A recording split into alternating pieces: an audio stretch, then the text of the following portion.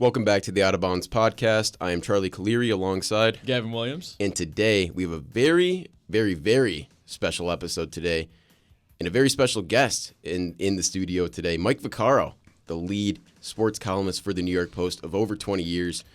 Probably, not dismissing our friends or anybody else that we've had on, but probably the most important guest and the biggest guest that we've had on so far. So thank you, Mike, for taking the time. We really appreciate you being here. Well, I hope I can live up to that introduction. That's really nice of you to say, and it's great to be back on campus. And it's, this room didn't exist in my day, so it's a great thing for me to see just where we are as a school from where I was, a lot of years ago. I won't say how many. A lot of class of '89, so you can do the math on your own.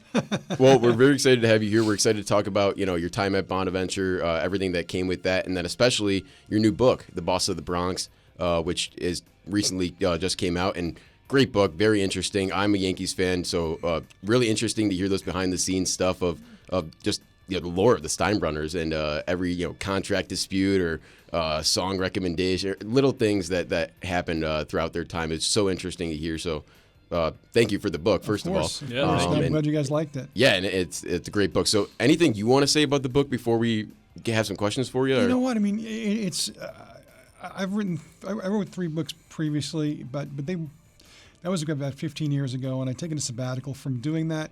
Kind of just to focus on my day job and focus on some health issues that I'd gone through. And I was really excited to get back into the game, and I was really fortunate, to hook up with HarperCollins, was the publisher, and I was pitching actually a different idea, like a basketball-themed idea, which people were somewhat excited, but the editor at HarperCollins, Sean Desmond, was familiar with me and wanted to work with me, and he had this idea of some nebulous idea about doing a Steinbrenner book. And so we talked, and, I was excited to work for HarperCollins because it's a terrific publishing house. And Steinbrenner is just a fascinating subject. I was a little concerned that I didn't necessarily want to do a biography because there have been a number of Steinbrenner biographies.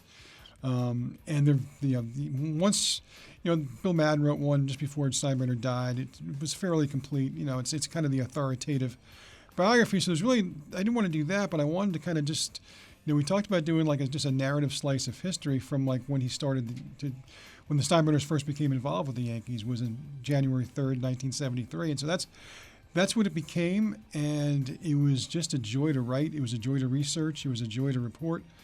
I did not grow up a Yankee fan. I'm from New York, but I grew up a Mets fan. Okay. But but even I wasn't one of these guys who rooted for the Mets and hated the Yankees. I mean, especially in those days, there was a lot more distinct American League, National League. So, while the Mets were my team, I always wanted the Yankees to do well. My father was a big Yankees fan, so I wanted him to be happy.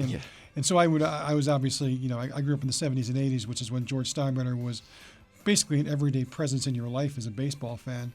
And later on, obviously grew up and wound up covering him and getting to know him. And I think the George I knew was a different version of the one that was made driving Yankees fans crazy in the 70s and 80s. But he was still his own man and still a character.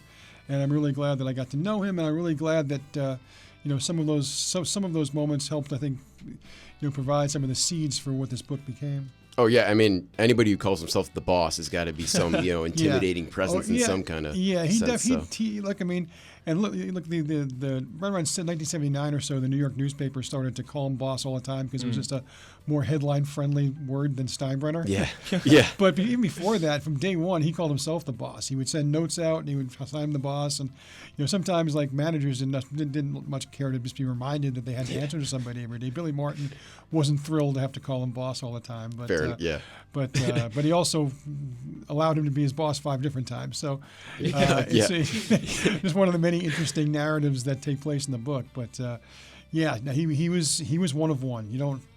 You look around for owners like him. I mean, Jerry Jones is a guy who's in the paper a lot. Yeah. And says a lot of silly things and does a lot of dumb things. And so I guess in that sense, even he doesn't approach the level of crazy and but also the level of success that Steinbrenner had. I mean, they did win 7 championships in his reign, and he was responsible for signing the checks and overseeing the people who assembled the talent there. So he gets a credit for that.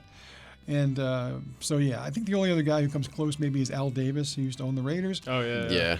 But even Davis is more of a football guy. He was a football coach and became an owner. You know, Steinbrenner fancied himself a football coach and a baseball coach and everything else under the sun. But you know, his claim to fame was owning the Yankees, and he loved that, and that's what defined him for the last 37 years of his life. Yeah. Throughout your research, when you were researching and reporting throughout the story, was there a specific moment or story that surprised you, even after being in the field for so long? You know, I think what surprised me is just there a lot of these stories, and there's 370 pages worth of stories. Yeah, right. Yeah. And so there's a lot of them, and it's like after a while, what you realize is, you know, if any one of these stories happened to another franchise and another sport, you'd be like, oh my God, this is a monumental day in this team's history. You know, what a complete meltdown. Yeah. And around George Steinbrenner, it was like Thursday. You know, it was just another day of the week. Yeah.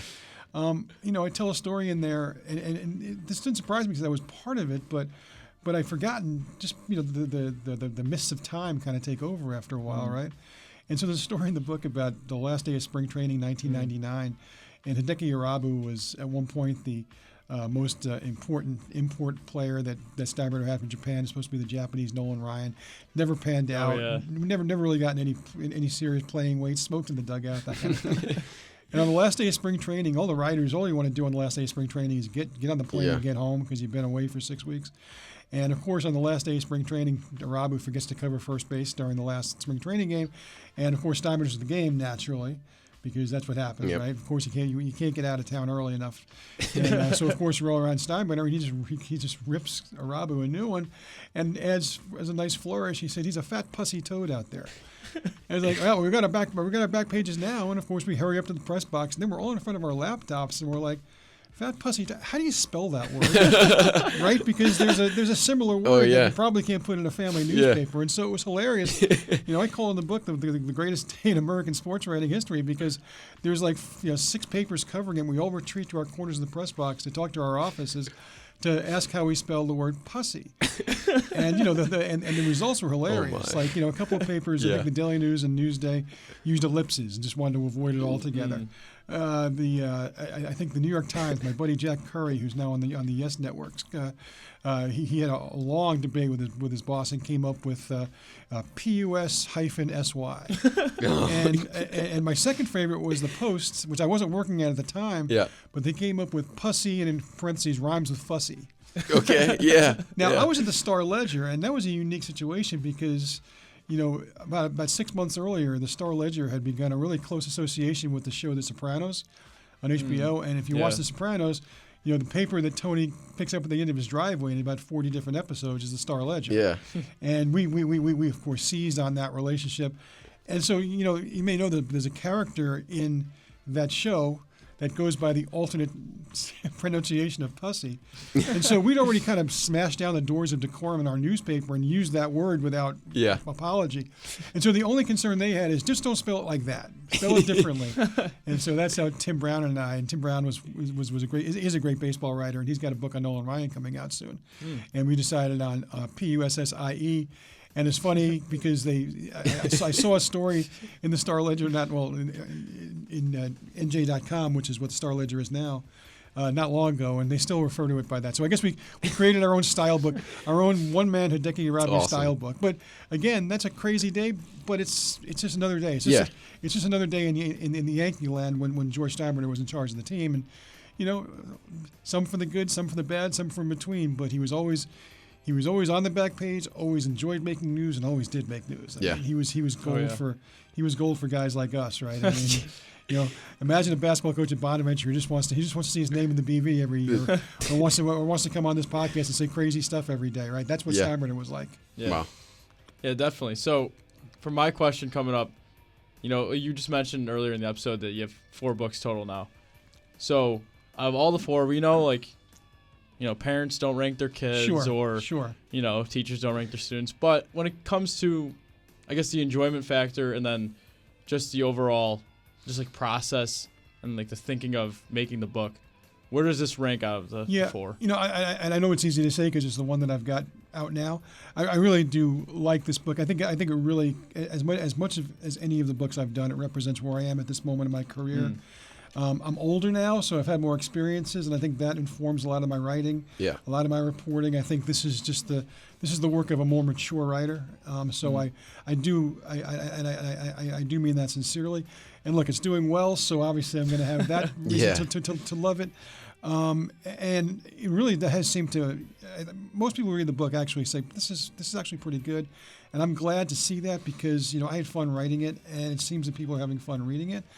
But if I can take the other three as a group, I mean, I wrote one book about the Red Sox-Yankees rivalry. I wrote one book about 1941 being the greatest year in sports because it was allowing people to kind of not think about what was going on in the world.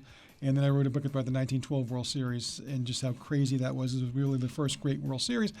And look, and it's funny when I look back. I mean, obviously, if you're going to write a book about George Steinbrenner, you have a better chance of more people reading it. Now, the Red Sox-Yankees book was supposed to be, my retirement package. Yeah. I mean, I worked for a different publishing house than Doubleday Books, and they couldn't wait to get it out. We were gonna, because when I was writing it, the Yankees had the upper hand in that rivalry and had forever. Yeah. And around that time. And in 2004, it looked like they were going to again. That was a year after Aaron Boone. Yeah. 2004, they won. They won first place. And of course, they go up 3-0 in the ALCS. All I need is to write like a 2,000-word epilogue on that season. Send it off. It's going to come out, and I'm going to retire to Malibu and just forget about my day job at the Post and just count my money. And of course, so Game 4 happens, and this I tell this story sometimes, but it's funny. George King was a guy that I worked with at the Post for many years. Just a great old-time baseball guy. We always joked around. We always asked him what it was like when Cobb was a rookie. This is when he was around that long. So they lose Game 4 because of the craziness, right? Mariano walks Kevin Millar. They tie the game, and Big Papi wins it in the 14th inning, I think, 1 o'clock in the morning or whatnot. And he turned to me, and he could see that I was like, because I'm not. I'll dismiss right here the notion that there's no cheering in the press box because we always cheer for us. Mm-hmm. You're not cheering for a team. Right, you're cheering for me. Yes. Right? Yeah. What makes my life easier? I mean, now extra innings is never going to make your life easier. So I'm already in a bad mood. But I just want my book to just go as it's supposed to go. And he turned to me and he's like, "Look, you're fine. I mean, no one's ever blown a 3-0 lead. The Yankees certainly aren't going to do it. They're certainly not going to do it to the Red Sox.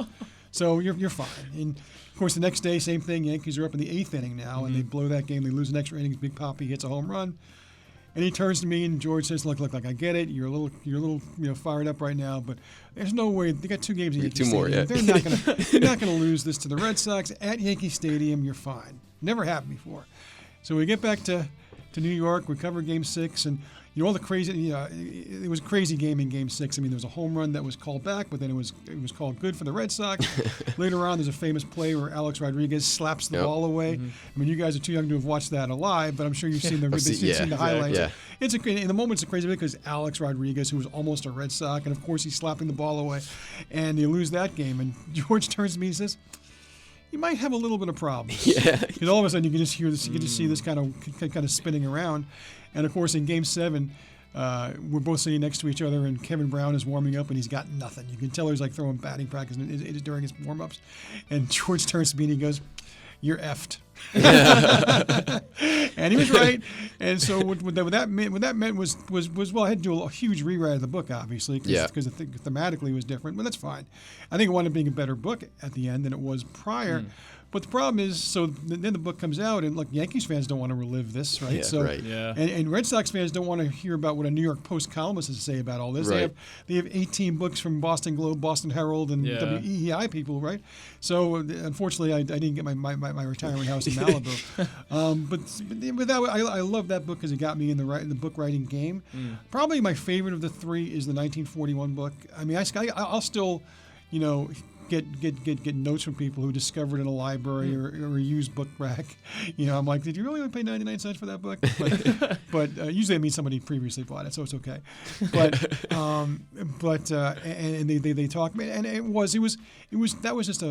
melded all of my interests in life, baseball and boxing and horse racing and sports writing and history. And I was able. I'm still very proud of that book, and I love the 1912 book also. Don't get me wrong, but the 41 book is the one. Until this book came along, I figured if I died tomorrow, and the second paragraph of my obit is that I wrote 1941, the greatest year in sports, then I'd be okay. Okay. This one actually got on the bestseller list, so it's probably gonna be the one. Love it. Yeah. In the lead paragraph, and I'm fine with Congrats, that too. by the way. That's Yeah, awesome. thank That's you. awesome. It's still surreal to think about. Yeah, it's awesome. I just never thought that would happen to any of my books, and it happens. And now it's just I can.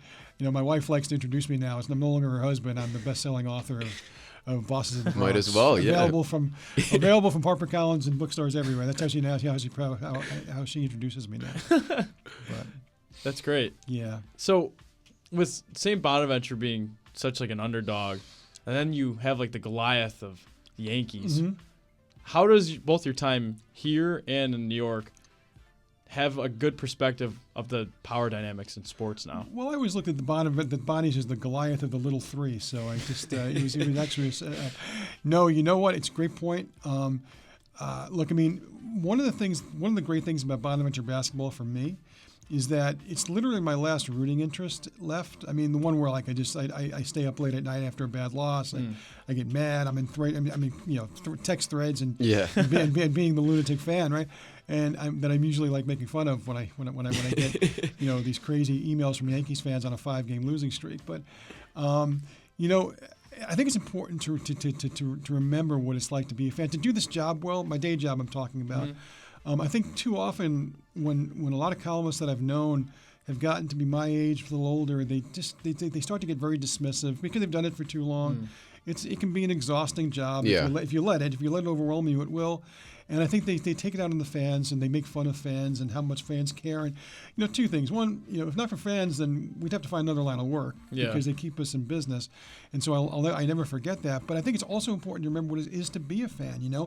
And because just through any number of circumstances and fate, I wound up working in the city where I grew up. Now I cover the teams that I used to root for. Yeah. I made the sad parlay of rooting for the Mets, Jets, and Knicks growing up. I did have the Islanders, so I had that. There you go. Yeah. So I had that Feud, going for me for a couple of years in high school. But honestly, I mean, it's been since 1993 that I lost sleep over a Knicks game, and probably earlier than that over a Mets game because I was fortunate enough to start getting jobs in the market that I was in. So even if it wasn't like the right thing to do, you learn how the sausage is made, and suddenly you can't root for the team the same way. So it's important for me to have the Bonnies as a rooting interest. I mean, and my wife, who's seen me root for the Bonnies live, and she sees me emerge from these games a sweaty mess, and she's like, "I'm glad you do what you do because I couldn't put up with this 162 games in a year." Oh, that's good. And so, I'm not sure if that answered your question properly, but I think the thing is that because I think I understand how fans think and the notion that fan is short for fanatic, and believe me, you know this. I mean, and now you've added the whole element of social media, and everybody's got instant opinions for good and for bad, and it's certainly from a writing standpoint, I find that it challenges me to not just have stupid, silly, cheap shot opinions. If I'm going to have an opinion about something, it's going to be something that's thought out, something that I've reported, something I've talked to people about. That's the other trap I think a lot of times that veteran columnists and just sports writers in general fall into is that you forget call people. I'm lucky enough. I've been in the business a long time. I've got 2,000 names in my phone directory. Most of whom are still alive, and utilize that. Do some reporting. Never forget that you're a reporter first. And I think sometimes when you become kind of dazzled by being a commentator or a hot take guy or whatever, that you kind of forget that sometimes the reasons why your opinions matter is because they're well informed, and you do that a lot of different ways. Sure, look, I mean, sometimes something happens immediately, and you have to say, "Oh my God, this happened. This is what I feel about." The kid from UConn, his shot. Right. Yeah. But there's also a time to do that instantaneously, and then which I also did do something a day later about I called it one of the many great holy bleep moments when you watch sports, right? Which is what it was, right? Oh yeah. I mean, sure. I mean, half the friary here, guaranteed, if they're watching the game, they might have given up cursing 50 years ago, but they saw that shot. And they didn't say "holy cow" when they let saw out it. one or two. They let one slip. Yeah. Everybody did but that's also the great thing. sports is the best when you have a team and you root for that team and they win something. The greatest moment of my life was sitting courtside when the Bonnies won the Atlantic 10 championship when Andrew Nicholson was here. Especially because I went to school here at a time when we wondered if we could even compete in Division I anymore. And I just remember, I was sitting next to a guy, and I sat on press row because I knew that if I was in the stands, I'd be a nut job. If I was on press row, I would just by habit, have the decorum of just being. And I was sitting next to a friend of mine from the Philadelphia Inquirer, and I was telling him the whole time, this place, you're not going to believe this place if this happens. Yeah. And at the end, he looked over to me and he respectfully gave me a minute because you could see I was kind of like, got a lump in my throat. And he said, it's not quite as loud as I thought it would be. And I said, give him a second. They're all crying right now. Yeah. Sure enough, the final buzzer happens and it's just berserk. Yeah. Wow. Oh, yeah. And so, but I remember what that's like, But I also remember being 5-23 and how that felt. I was angry with that too. So, if you bring that understanding and it's fresh still to writing about sports in a market like New York or any market, but certainly New York, where I think people expect you to be more jaded and cynical and maybe go with one-liners as opposed to something thoughtful. And I'm not above saying a funny line if it makes myself laugh, even if it doesn't make anybody else laugh. But I think that's really kind of where it really still informs what I do every day. Yeah. Because of not only how I was trained here, but the affinity for the for the basketball team that I developed here too. Yeah. Kind of along those lines with the people that you're talking about at both places. I mean, there's no secret. The Bronx, New York, and Olean are two of the most different places that you can possibly be at, even though they're in the same state. I mean, it's pretty weird. But they share this similar blue-collar mentality, for sure. both of them. Do you think there's this weird, uncommon, shared DNA between New York baseball fans, maybe Yankees fans specifically, but New York baseball fans in the St. Bonaventure community as a whole? Well, look, for one thing, a lot of the people who go to school here are either from downstate or upstate. And look, I think in Rochester and Buffalo and places like that, I think more Blue Jays fans have emerged in the last 20 years. But there's still a sizable amount of Yankees fans. I did a lot of preliminary radio work and stuff at stations in Rochester and Syracuse and Buffalo, and so I think there is that part of it. But yeah, the communities themselves, you're absolutely right. I mean, I like I said earlier, I spent 2 years working in Olean. And it was really informative to me because I think when you go to school here, you get all the town gown stuff. And I know it's mostly when you're here, you mostly have a relationship with Allegheny. But yes, Olean, I love my 2 years here because I immersed myself in the town volleyball league and the town basketball league, and there's nothing more. You think like a Bonaventure VCU game that goes to the wire is intense. Try playing a rec league basketball game against. Can't even imagine. And it's just, and believe me, when I was in college, I tried to make a couple extra bucks by reffing those games. Oh God, that was a mistake. Oh yeah. Me and my roommate, we thought we were going to have a fun time making $20 a night, reffing, and we had basketballs thrown at us. We had people finding us in the parking lot. Yeah. But that also just tells you what kind of blue collar is. To me, that's one of the greatest things you can. I want to be known to the day I die as a blue collar guy because, I write. I guess I make my living with words, but those words come because of my experiences and my willingness to kind of go out and find stuff, And that's the case in Olean, whether it's, whether you're talking about an insurance agent, whether you're talking about the mayor, whether you're talking about a guy, who helps keep the Riley Center, hopping. And it's that way in the Bronx also, of course. You have just a lot of blue-collar, hardworking people. And, and sadly, in the case of the Yankees, a lot of those guys have been priced out of being able to see games. And sometimes, now you need 17 different streaming services to watch the games. So they have that also. True. So there's that element. And it's a real story because, the Yankees weren't that fan base wasn't built on the backs of the rich fat cats from Westchester and Long Island and the Wall Street guys who would buy the boxes. It was built on the bleachers creatures. Yeah, yes, exactly. My father was a Yankee fan. He'd spend 50 cents to go in the bleachers, and for him that was half a week's pay when he was a kid. But he would go, and that's where Yankee fans became the Yankees. Yes. And obviously there's an element of chic to the Yankees, and you see a lot of actors and celebrities and presidents who wear Yankees caps, but that's not who built the Yankees. The Yankees were built, by some very smart baseball people, but by, my father grew up in Queens, but he became a Yankees fan instead of a Giants fan, which is most of his friends were, or a Dodgers fan, because of all the Italians on the team. And to somebody who was a first-generation Italian-American, that was huge to be able to root for guys like named Crissetti and DiMaggio. Same way with my Rizzuto, family, and honestly. Vera. Yeah, because my my Nana's side, they were all Dodgers fans, and then Right. she was like, you know what, I'm done with this. You know, the Germans, they can root for the Dodgers.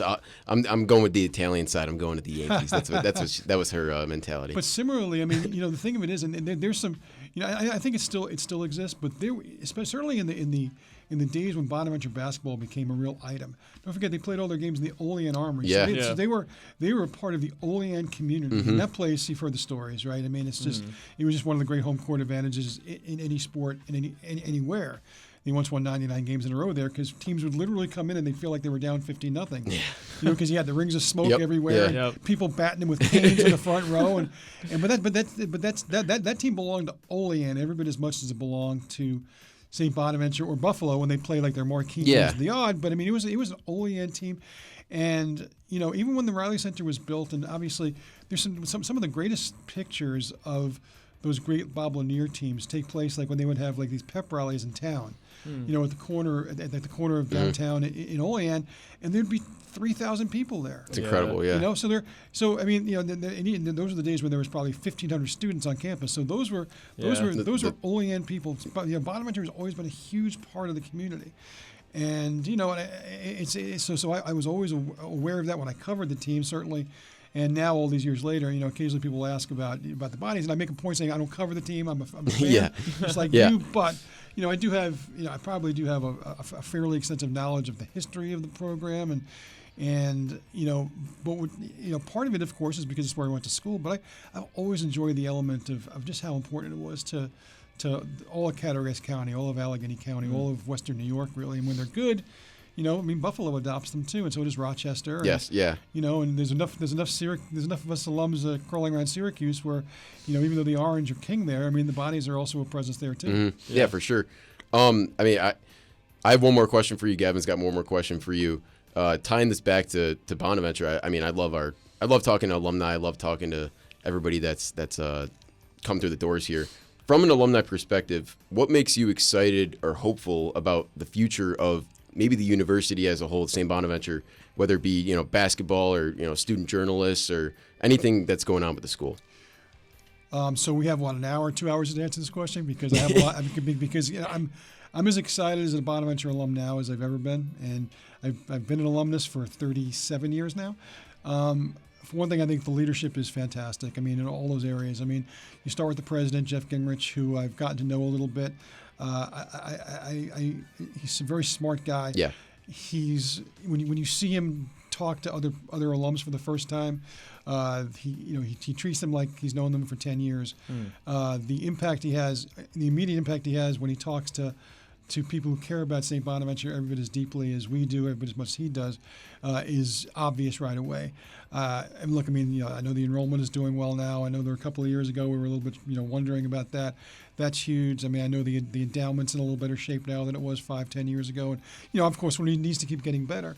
So you have that element of the guy in charge really cares and is really somebody. And look, we've been fortunate because he followed another guy who was just like that, Dennis DePiro, yep. Who sadly passed away during COVID, and he had the same vision. And he came along at the exact time when we needed somebody who had belief in the place, confidence in the place, and pass it along to Jeff. And see, one of the things, guys, that it's always kind of driven me crazy, but I'll admit that I've dined out on this a lot too, is the notion of St. Bonaventure and everything being the little engine that could, right?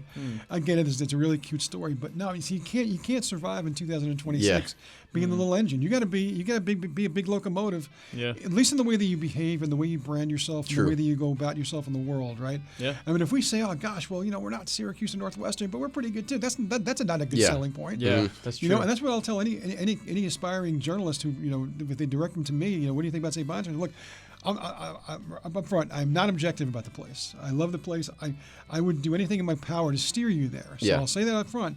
Yeah. But here's why. And I'll say, look, put our graduates up against any of the fancy schools, any of the Syracuse guys, the Northwestern guys, the Missouri guys, the Maryland guys. Oh yeah. And I say guys, I mean the men and women, because obviously of course, there's, and that's what I'm also proud of is the representation of women in communications that are tied to St. Bonaventure now, and it's a long tie. Dr. Jan Doley it was always a big deal for him that there be a huge representation of women in the early journalism school classes, because this was a time when that wasn't anybody thought of, but he did. And so I think that's important to not be looked at yourself as a little edge of the could. I don't think that Jeff does that. The second thing, look, specific to the journalism school, I mean, I can't say enough good things about Dean Schembel. His vision is extraordinary. He came here with big dreams, and a lot of times people come in and they have all these ideas and they wind up on the cutting room floor, or they're lost because it's just too complicated to get from point A to point B. We talked before we came on the air here about, you guys sadly aren't going to be able to take part in the new Mass Comm building, and I'm long past the. I might come back to grad school just to be able to go to. Same, yeah, we'll be in the same classes, yeah. So, but he made that all a reality, and he's really done a great job re-engaging with alums. I think, look, it's hard. You're serving two masters as the dean of the school, the journalism school here, right? I mean, your prime priority has to be the students you already have. Of course. Yeah. And 1A are the students you're trying to attract to be able to keep it strong and keep the train moving, so to speak. But you also do have to make an effort to get to know those who are on the other side, because I don't make any pretense about just about what I've done. I think the most important thing I do when I come back here, is that I was on that side of this table a long time ago, but in my mind, not so long ago. Yeah. And so on this side of the table were guys like Chris LaPlaca and Jim Marchione and Lee Coppola and John Hanchett. You can go on and on down the road, and they gave the most valuable commodity they have, which was their time and their interest. Yes. And I think most alums want to give that as long as they're asked. You'll find this out soon enough in a couple of weeks. I mean, when you get out into it. Right, I mean, time is just goes by too quickly, and so you have to take care of your own stuff. Sometimes you really do just need to be asked. Do you have a day to come and talk? Do you have an hour to talk to a student? Can you get involved? And I don't know of an alum who won't spend 5 minutes, 10 minutes, an hour, trying to do that. And so I have just a huge amount of optimism for the journalism program is going, the mass communication school is going. I was very fortunate enough, along with Chris LaPlaca, to be on the search committee. And there were a lot of, it tells you about Bonaventure, there were a lot of great candidates. Yep. And the thing I know in our minds that separated Dean Schembel was that he'd gone to Columbia University for grad school, and mentioned that so did Russ Jandoli. He was the one guy of all the candidates who either who had the smarts and the effort to go out and then not just know the connection, but realize how important that would be to a guy like me, certainly to a guy like Chris, who actually, I had a couple of classes for Dr. Jandoli, but he was still a giant on campus when Chris was here, and that really impressed us. And of course that's not the only reason why a guy gets hired, but it certainly affected us in terms of this is a guy we really need to keep on the short list, and we did, and he's proven he's justified that faith 100 times over. Oh, for sure. Mm-hmm. And and as for the athletics, look, I mean, this is a great day for me. It is as an alum. I now have 3 guys who are dear friends who are like huge parts of this department now. Yeah. I mean, Bob Beretta was 2 years ahead of me at school. One of the first stories I wrote for the Bonaventure was about their trip to the South, and their baseball team trip to the South when they went 0-16, playing teams like NC State and Carolina. And he couldn't have been nicer, even though he got his head handed to him a couple of those games. And from that day on, we've been friends. I mean, I covered Army football for a number of years. He was at West Point for a number of years. Yep. We've been great friends through the years. So there's him. Woj's, I think Woj's first day at campus, he knocked on my door at Dev and said, I want to work for the paper. What do I do? And I was the editor of the paper that year, and I was half asleep, and I just said, come to the meeting on Tuesday, and I slammed the door in his face. But from that, has developed a friendship that, I don't have any closer friend than that. Yeah. I'm godfather to his son, Ben. His wife, Amy, is a dear friend of mine, so obviously he's got an important part of the athletic administration. And look, Mike McDonald was literally the third guy that I met my first day freshman year at Bonaventure. That's Wow. incredible. I don't That's even think- I don't incredible. even I like think how you remember that I he's don't even exactly think- third, too. I don't even think he remembers this, but so I actually, like, the first two people I met were guys I'd gone to high school with who were here. Yeah. So I spent most of the day with them, and we may or may not have found a beer ball to Yeah, to right, enjoy right, yeah. that first day. Drinking age was lower then, and so I went. Once I was done there, I went to the Butler gym, and there was a guy just playing basketball, and it was him. And we talked a little bit. I didn't realize it was him until later on when I got involved in intramurals. I don't know if they still have the freshman hoops tournament here your freshman year. We have. It's all 4 years. But specifically when I was in school, freshman year, your first week of school, we had an intense freshman Oh no! hoops tournament, which was incredible because it was a great bonding experience for the Sounds guys great, on the yeah. floor. I lived in Fourth East, Yeah. and it was a single donation with all the floors. Wow. And it was incredible. That is great. I wish. I was having a great game, and I was going up, and Mac was reffing the game, and he didn't call a foul. I had a special word for him, and he teed me up. I think I'm one of the only guys. Here's another thing for you. I think I'm the only guy, maybe in the history of the school, who's been teed up by both Mike McDonald and Pat Driscoll. Oh my God! I think I might have been the first guy that Driscoll teed up, and there's been 1,000 others, including Dan Hurley, about 17 That times. is awesome. Wow, that's oh my awesome. God.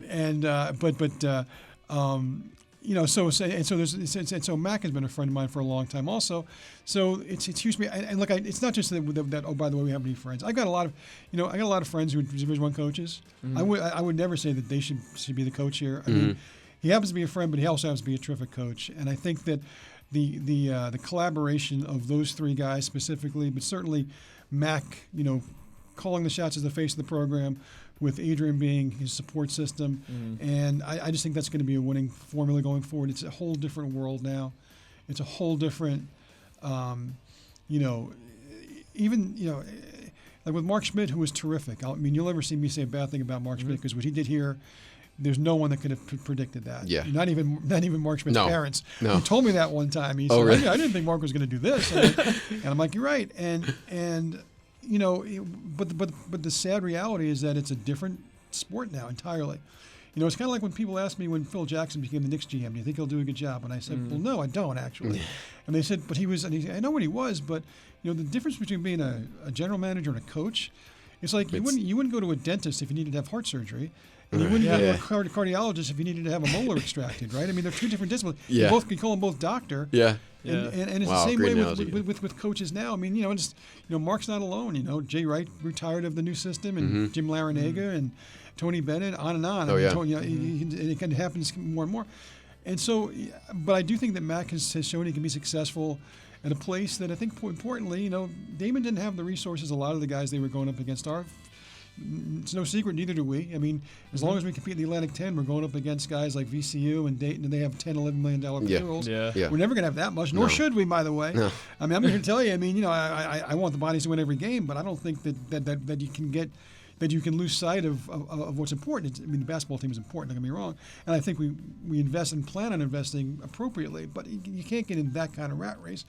And so you need a guy who understands that there are other ways to try and compete. So, and it's cool for me. I mentioned Driscoll before, who's become a great one of the highest profile college basketball referees. And, it's true. I mean, this really. I mean, there are more than a couple of days that I remember. Say in the spring of whenever, when it would be around a table at Perkins or the Burton or wherever. I mean, it'd be me, Driscoll, Mac, and Woj. Wow. And we'd all be talking about what we're going to do someday. And we'd laugh about how one of these days, Woj and I will be covering the Final Four, and Mac will be coaching in it, and Driscoll will be reffing in it. And interestingly, we got 3/4 of that one time. Driscoll was doing a Final Four game that Woj and I were covering. Oh, my God. And so that was cool. And there was actually one day when Mac was at Canisius, when he was at Canisius and they played in the Holiday Festival. The Holiday Festival or the NAT, one of the two, was a game at the Garden, and all four of us were there. Oh, wow. That's awesome. And so that was kind of cool. Yeah, that's really cool. It's look, my wife was always amazed. She went to LSU, and there's like 7 billion graduates. Yep. There's 79 St. Bonaventure graduates in the country? Yeah, just about. Or it seems that way. Just about. Yeah. But we're everywhere. Everywhere we go, she sees a Bonaventure hat, a Bonaventure shirt, and people just want to talk about the Bonnies, and that's what makes this place different. It really does. Love that. Yeah. And I would say, just a good full circle kind of moment, just wrap it up. What would be something that, if you can go back and like tell yourself one thing about just like for like specifically us because we're graduating, just entering the industry, what's something that you wish that you heard? So there's two things I would say. Yeah. Right? One, and you're not gonna pay attention to this because I wouldn't have either, is to, despite all the other things in your life right now, between now and graduation day, all the stresses and pressures, and you're just all you want to do is get that job or know what you're going to be doing come July 1st, right? Do your best to enjoy these last couple of days because they just don't come again. And you even in the moment, if you realize that and you can think out loud and say intellectually, but it will be okay. It will work out, but you'll never have a chance to relive the last month of your college career, which really should be the most. Gavin, you said a great thing earlier before we came on the air about how high school is different because once you get into college, then all of a sudden the rest of it is a breeze. But you can't be that way now, and I'm not urging you to forget about the important stuff like getting a job. But if you can, just try and enjoy at least a couple hours out of every these days because these are the best days you'll ever know. This is the most fun, most enjoyable around people that you've lived with for 4 years that you'll still be close with on the other side, but you're just not going to be around them as much. So appreciate that. But the other thing is, look, keep this in mind, and I remember this too. One of the things I learned here is the whole notion of pay it forward, and it wasn't called that then.